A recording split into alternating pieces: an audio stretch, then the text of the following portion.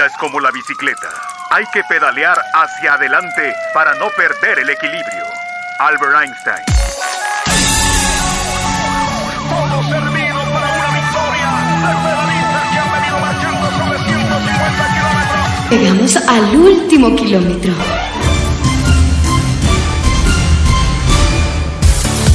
Licenciado Iván Alirio Ramírez, ¿qué estás tomando? Bramón Café Expreso Gourmet, nuestro café. Muy, pero muy buenas tardes. Activo el cronómetro y comienza a rodar. Último kilómetro. Bienvenidos, vamos a comenzar inmediatamente las informaciones del ciclismo en último kilómetro, no sin antes invitarlos para que se suscriban al canal Locutores y Ciclismo en YouTube. Hoy se ha disputado la etapa número 12 del Giro de Italia entre Modena y Viadama, 172 kilómetros, una etapa 2 estrellas con 1.700 metros de desnivel positivo. Una primera parte con ondulaciones, incluso hubo 2 premios de montaña de tercera categoría y después unos últimos 70 kilómetros en terreno completamente llano.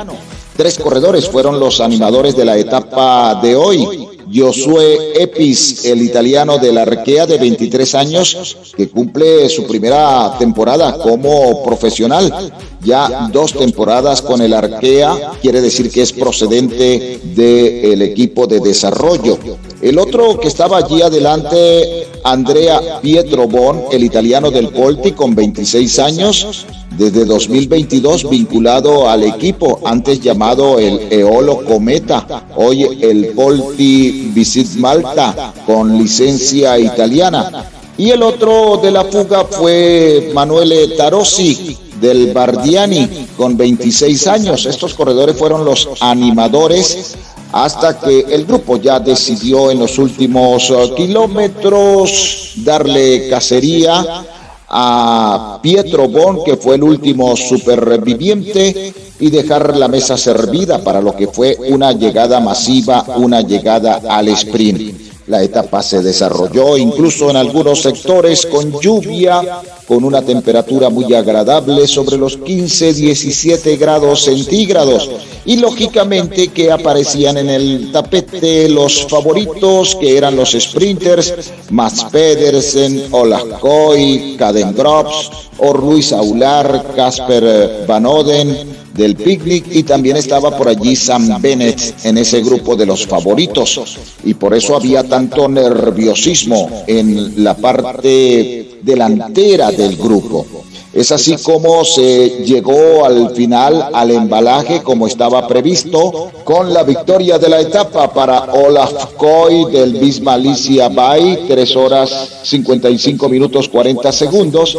El segundo, Casper Van Oden del Picnic. Tercero fue Ben Turner del Ineos. En el cuarto, Mats Pedersen del Lidl Trek. Quinto, Caden Groves en esta fiesta de los embaladores del Alpecin. El sexto, Milan Fretin, el belga del Cofidis. Séptimo, Mas Canter del Astana. El octavo, Paul Menger del Soudal. Noveno, Matej Kobegar del Bahrain Victorious. Y el décimo para Matteo Moschetti del Q36.5. Incluso se presentó una caída que provocó una ruptura del grupo. Sin embargo, los comisarios le dieron el mismo tiempo del ganador a los 74 corredores que ingresaron allí o que aparecían adelante al momento de lo que fue el embalaje final. Luego fueron reacomodando a otros corredores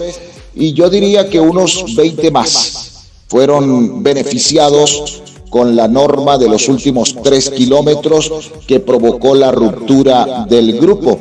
El venezolano Luis Aular, por fortuna, no cayó, pero sí se vio perjudicado al momento del sprint para acomodarse adelante. El equipo del Movistar venía haciéndole un gran trabajo, pero ya en la parte final desaparecieron los corredores del equipo Movistar. De hecho, en esa confusión que hubo durante la caída, quedó adelante Lorenzo Vilesi, que fue el mejor corredor del Movistar, ubicándose en el puesto 16, mientras que el venezolano Orluis Aular ingresó en el puesto 23, pero con el mismo tiempo del ganador. Otros corredores latinoamericanos, Richard Carapaz en el puesto 29 del IF Education, también ingresó en ese grupo en el puesto 44, Einer Rubio del Movistar, aparecía también la figura de Egan Bernal del Ineos con el mismo tiempo del ganador. Otros llegaron cortaditos, pero le dieron el mismo tiempo Juan Ayuso, el líder, incluso Isaac del Toro llegó cortado. Llegó ubicándose en el puesto 81, el mexicano del UAE. De igual manera aparecieron allí Nairo Quintana, que también se vio afectado por el corte de la caída. En el puesto 107 se clasificó Nairo Quintana, para ir mencionando la actuación de los latinoamericanos. Y ya Daniel Felipe Martínez se ubicó en el puesto 133, pero a 49 segundos de diferencia. Brandon Rivera de Ineos llegó perdiendo 1 minuto 33 segundos en el puesto 137. Jefferson Cepeda en el puesto 148, perdiendo 1 minuto 40 segundos. Estos corredores quedaron cortados producto del alto promedio de velocidad que se estaba desarrollando en la parte final, y que habían redomas, habían cruces a la derecha, cruces a la izquierda. De momento la carretera se estrechaba y entonces se produjeron estos cortes. Cepeda en el puesto 157 del Movistar a 1 minuto 50 segundos en lo que corresponde a la clasificación de la etapa. El resultado en la clasificación general individual no ha sufrido modificaciones, algunos pequeños cambios. El caso, por ejemplo, de corredores como Richard Carapaz, que inicialmente lo habían dado cuarto en la clasificación general individual. Una vez que se hizo el reajuste de los tiempos, volvió al 6º lugar en la general. Isaac del Toro es el líder del UAE, ya acumula 42 horas, 42 minutos y 39 segundos. El segundo, Juan Ayuso del UAE, a 33 segundos. Luego en el tercer lugar, Antonio Tiberi del Bahrein a 1 minuto 9 segundos. El cuarto, Simon Yates del Bismalicia Bay a 1 minuto 11 segundos. Quinto lugar para Primož Roglič, el esloveno del Red Bull, a 1 minuto 26 segundos. En el puesto número 6, Richard Carapaz del IF Education a 1,58. La casilla número 7 es para Giulio Ciccone del Lidl Trek a 2 minutos 11 segundos. Octavo, Brandon McNulty, el norteamericano del UAE, a 2 minutos y 18 segundos. Noveno, Adam Yates del UAE a 2 minutos 35 segundos. El décimo lo ocupa Thymen Arensman, el neerlandés de Ineos, a 2 minutos 35 segundos. Egan Bernal en el puesto número 11 de Ineos a 2 minutos con 41. Derek G en el puesto número 12 del Israel a 2 minutos con 45. Por su parte, el colombiano Einer Rubio en el puesto 18 del Movistar a 4 minutos 11 segundos. Nairo Quintana en el puesto 24 también del Movistar a 9 minutos y 50 segundos. Más abajo en la general está en el puesto 45 Brandon Rivera de Ineos a 34 minutos 48 segundos. Posteriormente, Jefferson Cepeda en el puesto 54 del IF Education. El ecuatoriano está a 43 minutos 19 segundos. Daniel Felipe Martínez en el puesto 66 del Red Bull a 55 minutos 18 segundos. Y luego aparece en la clasificación general individual, cumplidas 12 etapas en este Giro de Italia, el corredor venezolano Orluis Aular en el puesto 130, a diferencia de 1 hora 56 minutos y 6 segundos. Pero aquí no importa la diferencia ni la posición, sino mantener vigente la esperanza de que Orluis Aular, ya recuperado de ese problema de salud que presentó durante la etapa que contó con el primer final en alto, donde perdió en apenas 12 kilómetros, perdió 40 minutos. La gastroenteritis acabó con las condiciones del corredor porque se deshidrató totalmente, vómito, diarrea, todas las complicaciones para Orluis, e incluso se llegó a pensar en el retiro del corredor venezolano. Sin embargo, ya estos días se ha venido recuperando. Hoy el equipo Movistar estuvo adelante como dándole un voto de confianza, pero ya en la parte final, cuando comenzaron los cortes por la forma como se estaba corriendo, como se estaban adueñando de la parte delantera, los Visma Alicia Bay para Olaf Koy, los Lidl Trek para Max Pedersen, los Alpecin para Caden Groves, los del equipo Picnic para Casper Van Oden y también los del Decathlon para Sam Bennett. Entonces allí, en esos reacomodos nerviosos en la parte delantera, ya Orluis Aular pues quedó un poco relegado y es cuando se presentó la caída, pero ya muestra recuperación el corredor venezolano del equipo Movistar, que mañana estará en la etapa número 13, que es una etapa que tiene unas características muy particulares.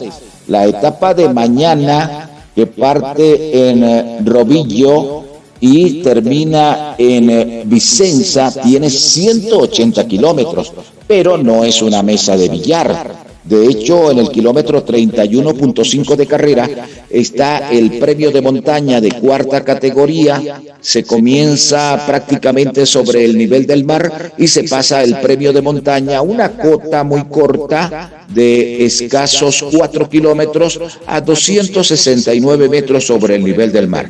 Una vez que descienden del premio de montaña, ya prácticamente del kilómetro 40 al kilómetro 130, es decir, prácticamente 90 kilómetros serán completamente llanos, y en ese transcurrir habrá dos sprints, el primero en el kilómetro 50.6, el segundo en el kilómetro 93.8.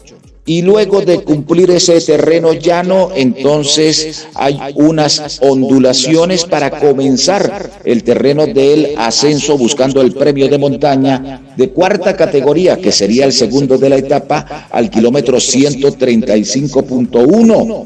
Y este premio de montaña se pasa apenas a 399 metros sobre el nivel del mar. Es una pequeña cota también. Escasamente son 5 kilómetros en terreno de ascenso, y luego de pasar el premio de montaña viene un terreno de descenso prácticamente de 6 kilómetros para transitar por terreno completamente plano hasta el kilómetro 160. Allí estará comenzando también el ascenso al premio de montaña, que será el tercero, ya en el circuito, entrando al circuito de Vicenza, donde estará terminando la etapa, premio de montaña de cuarta categoría. Es un circuito que tiene prácticamente 21 kilómetros, tiene ciertas ondulaciones y la etapa termina no en terreno completamente llano. Hay un pequeño ascenso, una pequeña cota que ya la pasaron justo cuando ingresaron al circuito en Vicenza, y el final entonces es con premio de montaña de cuarta categoría.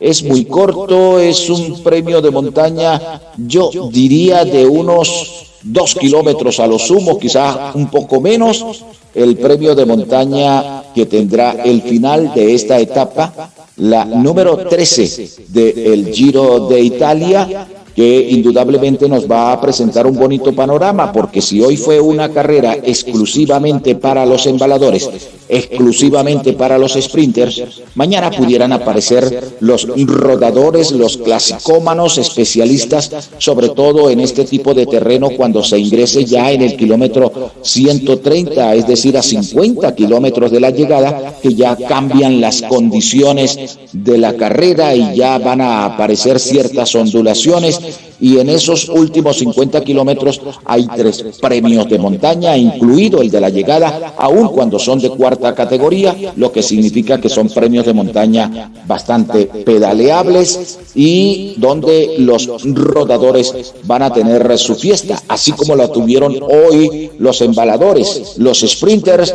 y de donde surgió Olaf Koy, el belga del Visma Alicia Bay para llevarse su primera victoria. Estaba en blanco, uno de los grandes sprinters del grupo que aún sobrevive en este Giro de Italia. Amigos, les estamos presentando Último Kilómetro conjuntamente con Uribantina 104.7 en Pregonero, pero este es un momento ideal para invitarlos a degustar de un exquisito, sabroso como tiene que ser, Bramón Café, expreso o gourmet, nuestro café. Bramón Café, nuestro café, el auténtico gourmet de Venezuela. Identifícalo por la bolsita verde con una taza de café que casi se derrama. Está despuntando el día, me tomo el primer café.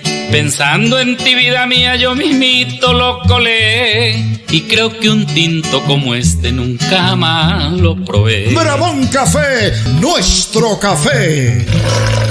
Vamos a continuar con más información en Último Kilómetro, no sin antes reiterarles la invitación para que se suscriban al canal Locutores y Ciclismo en YouTube. Mañana comenzará a rodar la 7ª edición del Gran Premio Beiras y Sierra da Estrela, una carrera categoría 2.1 de la Unión Ciclista Internacional que tendrá un recorrido total dividido en 3 etapas de 559.9 kilómetros. Lo particular de esta carrera, que se estará desarrollando en Portugal, es que aparecen 2 venezolanos. En el caso del equipo Caja Rural Seguros RGA, que es un equipo Pro Tour, estará el venezolano Francisco Peñuela con el número 26, ya recuperado también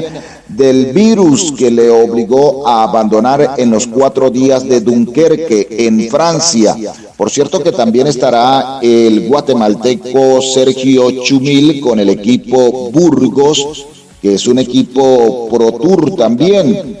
Y el otro venezolano que también aparece en la nómina de participantes con el Taufer Matinados es Leángel Linares, que estará portando el número 143 de este equipo. Y también he observado que en la nómina aparece Jesús David Peña con el AP Hoteles. Es la cuota latinoamericana en esta carrera que se estará iniciando mañana y se estará extendiendo por 3 días. El 7º Gran Premio Beiras y Sierra de Estrada en Portugal. Y le vamos a seguir la huella también al venezolano Francisco Peñuela, que he venido diciendo que es un corredor muy joven. Francisco Peñuela escasamente está por los 24 años, quiere decir que tiene todo el futuro por delante y ya comienzan a observarlo por allí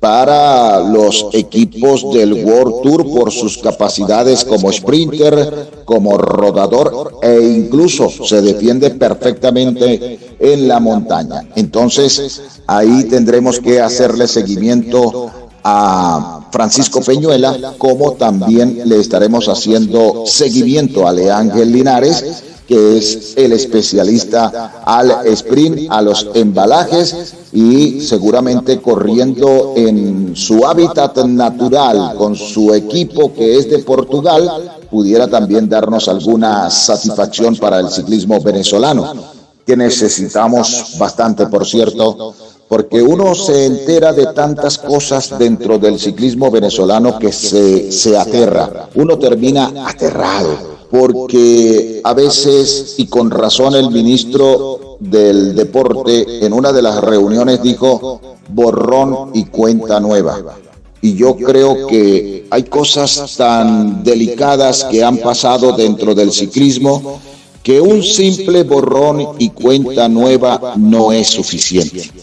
Algo se tendrá que hacer pero uno se sorprende de las cosas que le comentan personas muy serias, personas vinculadas con el ciclismo venezolano, que están cerca de todas estas incidencias y bastante lamentables. Por cierto que bastante lamentable. Es una cosa diferente que se diga, bueno, se perdieron unos repuestos, a que se diga también algo tan delicado que involucra incluso a jóvenes corredoras y que involucra incluso a personal que se supone deben contribuir con el fomento, con el desarrollo del ciclismo.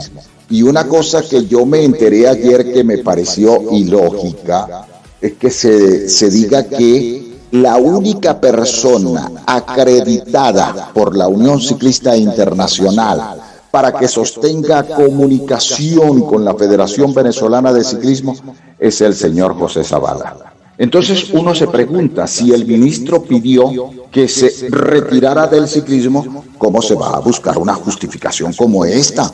Solamente tiene que cumplirse lo que pidió el ministro, que le pidió a su asistente: yo necesito una comunicación directa con la Unión Ciclista Internacional. Yo necesito hablar con la Unión Ciclista Internacional, porque no puede ser que llegue alguien y diga, no, mira, ministro, esto no se puede hacer por esto o por aquello.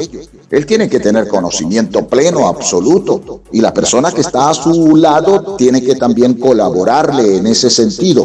Pero con que se establezca una comunicación con la Unión Ciclista Internacional y se le pida que se requiere el cambio de la persona que maneje las claves de acceso con la Unión Ciclista Internacional, seguro que lo van a hacer, seguro que eso va a ocurrir, pero no de esa forma, que traten de engañar al ministro de esa manera. Y yo considero que hay personas que deben alertarlo sobre lo que está pasando y sobre la forma como se tiene que solucionar este tipo de situaciones para irle dando ese cambio que requiere el ciclismo venezolano. También el ministro pidió en la última reunión que se fuera planificando lo que corresponde a las elecciones, que dejaba esa responsabilidad en la directiva de la Federación Venezolana de Ciclismo, que sufrió un enroque, pero no tenemos una nueva directiva ni una ratificación de la directiva producto de un proceso de elecciones, y el ministro pidió que ya se fuera manejando esta situación. Sin embargo, creyendo en ello, he observado que ya varias personas han comenzado a organizar sus planchas, a buscar también lo que tiene que ser, lo que corresponde a el apoyo de las asociaciones para que sean postulados, o sea que hay ese voto de confianza también para con el Ministerio del Deporte y que se cumpla esa solicitud de convocar a elecciones,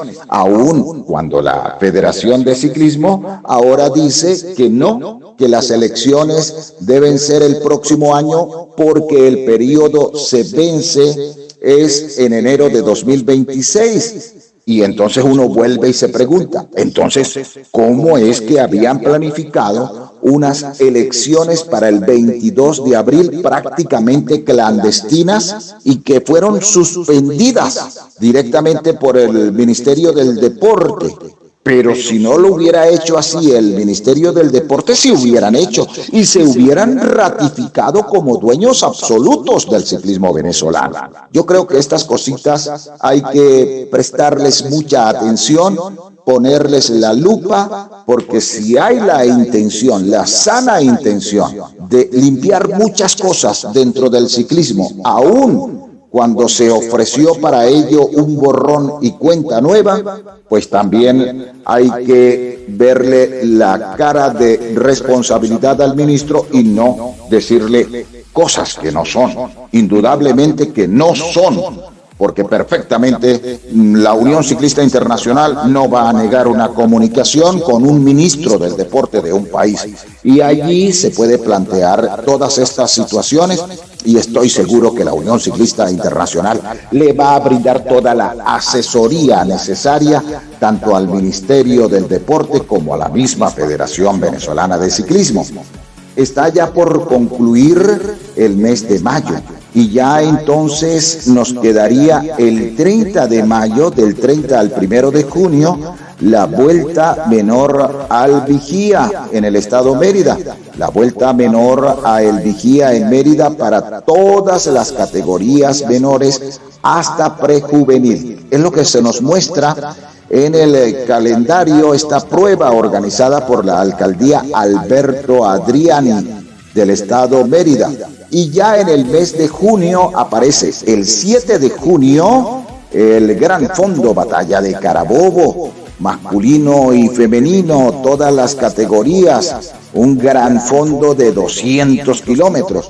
El 8 de junio el clásico Ciudad de Barcelona en Anzoátegui, para todas las categorías. También aparece ese mismo día el clásico Santa Rosa en el estado Sucre. Es lo que yo digo, casi no tenemos carreras y entonces coinciden el mismo día dos carreras en el oriente del país. Algo similar había pasado con la Vuelta a Barinitas y con el clásico o la ruta multimarcas, porque la Vuelta a Barinitas inicialmente terminaba el 18 de mayo y ese día estaba previsto la realización de la ruta multimarcas. Se llegó a un acuerdo, Barinitas terminó el 17 y el 18 exitosamente se pudo realizar el clásico multimarcas en la capital. ¿Qué más nos queda? En el mes de junio aparece también el clásico José Gregorio Hernández del 13 al 15 de junio en el estado Trujillo, categorías sub-23 y élite, el clásico esperado en este momento porque sería una carrera de altísimo nivel. Bueno, la Vuelta a Barinitas logró reunir a todo el universo de corredores del ciclismo venezolano y yo creo que en el clásico José Gregorio Hernández van a estar todos los equipos nacionales y muy seguramente tendrán invitación uno que otro equipo, al menos de Colombia. Luego del clásico José Gregorio Hernández que se organiza en el estado Trujillo, del 13 al 15 está la Vuelta Menor a la Fría.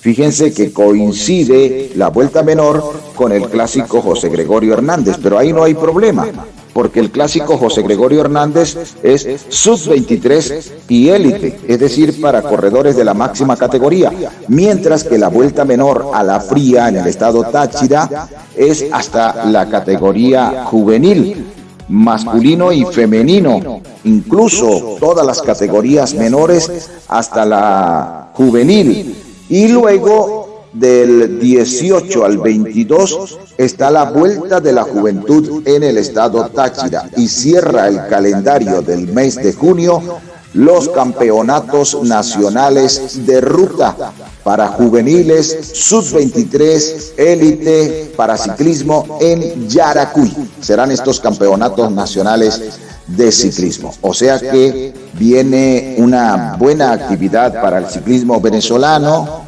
que sigue ávido de carreras, pero al menos está por allí para los élite el clásico José Gregorio Hernández, que es una prueba esperada, porque la Vuelta a Venezuela estaba prevista del 5 al 13 de julio, fue ahora nuevamente anunciada para cambio de fecha y ya tendremos una fecha definitiva para la Vuelta a Venezuela. Entonces sacaríamos del calendario del mes de julio a la Vuelta a Venezuela, que seguramente la va a organizar un comité que se nombre para tal fin, porque sabemos ahora que prácticamente la responsabilidad del manejo del ciclismo se le ha venido depositando al señor Rubén Osorio, que es el presidente de la Asociación de Ciclismo del Estado Táchira, que en este momento tiene el cargo de coordinador general del ciclismo de lo que es la parte técnica del ciclismo, es el que va a comandar todas las comisiones técnicas de ciclismo nacional, donde aparece el ciclismo de ruta, el ciclismo de pista, el ciclismo paralímpico, el ciclismo de las damas. Todo el ciclismo ha venido nombrando sus comisiones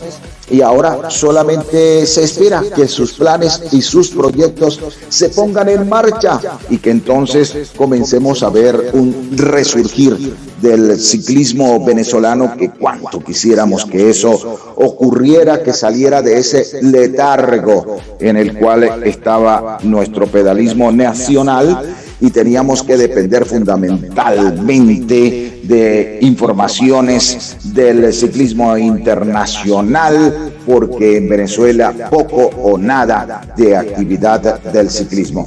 Ahora todo apunta a que habrá ciertos cambios y ojalá y se produzcan estos cambios en pro del ciclismo venezolano. Bien amigos, hemos llegado al final de nuestro programa Último Kilómetro. Invitación muy cordial para mañana, cuando nuevamente estaremos con todos ustedes y el apasionante mundo de las bicicletas. No sin antes invitarlos para que se suscriban al canal Locutores y Ciclismo en YouTube, a nombre de Bramón Café Expreso o Gourmet, nuestro café, conjuntamente con Uribantina 104.7 en Pregonero. Este amigo de ustedes, Iván Alirio Ramírez, les desea feliz tarde para todos.